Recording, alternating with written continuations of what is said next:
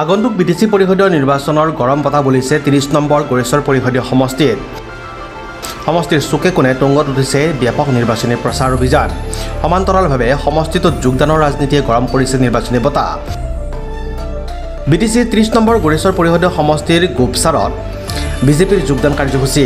প্ৰায় শতাধিক লোকে বিজেপি দলৰ নীতি আদৰ্শৰ প্ৰতি আকৃষ্ট হৈ বিজেপি দলক যোগদান কৰে। আজিৰ অনুষ্ঠানত ইউপিপিএল দলৰ কেইবাজনো লোকে যোগদান কৰে বিজেপি দলত। যুৱ সমাজকৰ্মী চক্ৰধৰ বড়োৰ নেতৃত্বত অনুষ্ঠিত হৈছিল যোগদান কাৰ্যসূচী।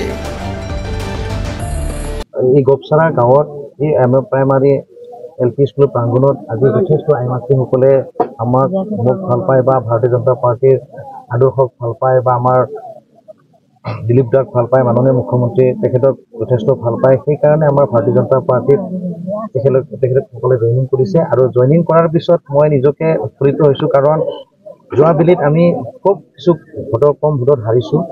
এইবাৰ আমি যথেষ্ট ব্যৱধানৰ জয় হ'ম, কাৰণ গড়েশ্বৰ পৰিষদীয় সমষ্টিত যিহেতু আপোনালোকে চবেই জানে যে যোৱাবাৰ আমাৰ বড়ো ভোট আমি পোৱা নাছিলোঁ, কিন্তু এইবাৰ আমি বড়ো ভোট বেছি পাম। 26,000 ভোটৰ ভিতৰত আমি 50%তকৈ বেছি বড়ো ভোট পাম, কাৰণ আইমাতৃসকলে মানে জাকে জাকে ওলাই আহি আমাৰ লগত যোগদান কৰিছে আৰু কৰিব। তেনেকুৱা আপোনালোকক যোৱাকালিও কৈছোঁ, খুব কম দিনৰ ভিতৰত আমি বিজেপি তৰফৰ পৰা আৰু খুব ধামাকা দিয়াৰ কাৰণে আমি প্ৰস্তুতি কৰি আছোঁ। আৰু গড়েশ্বৰ বিজেপি আপোনালোকক যোৱাকালিও কৈছোঁ যে গোপচাৰা গাঁৱত সমূহ আইমাতৃসকলক মই ঘৰে ঘৰে চিনি পাওঁ, কাৰণ তেখেতৰ এই অনুষ্ঠানবিলাকত মই প্ৰায় আহি থাকোঁ। আৰু আমাৰ যিখিনি বামুণজাৰ এই গাঁৱতো আমি জইনিং কাৰ্যসূচী লোৱাৰ কাৰণে সিদ্ধান্ত লৈছোঁ। নামে কৈ দিলোঁ, ক'ব নালাগিছিল, অলপ ৰাখিব লাগিছিল কিছুমান চিক্ৰেট কথা, কিন্তু কৈয়ে দিলোঁ যে আমি খুব কম দিনৰ ভিতৰতে কেইটামান কাৰ্যসূচী ল'ম। যিহেতু আমাৰ এই আইমাতৃসকলে ভাল পোৱাৰ কাৰণ আছে,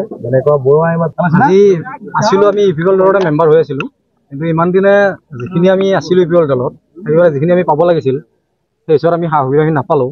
কাৰণ আমি যিখিনি আমাৰ ৰাস্তা আমাৰ যিটো ঘৰৰ আগেদি যিটো ৰাস্তা গৈছে সেই ৰাস্তাটো একাঠো বোকা হয়। এটা নদী আছে ওচৰতে, সেই নদীটোৰ পৰা অলপ পানী উঠে।